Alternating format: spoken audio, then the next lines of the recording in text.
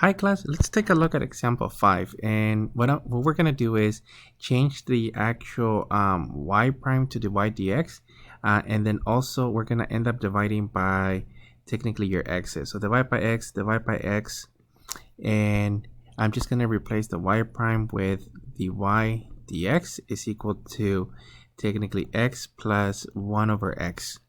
And then let me separate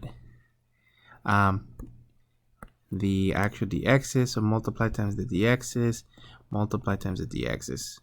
So we're gonna end up with just the dy on this side, and this is x plus 1 over x dx, and this one's done. So whoops, this is supposed to be a dy, so that's supposed to be a dy.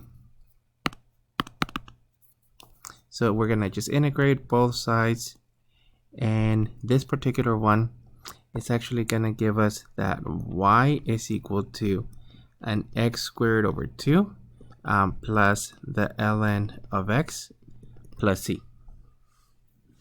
And that would be our general solution for this one.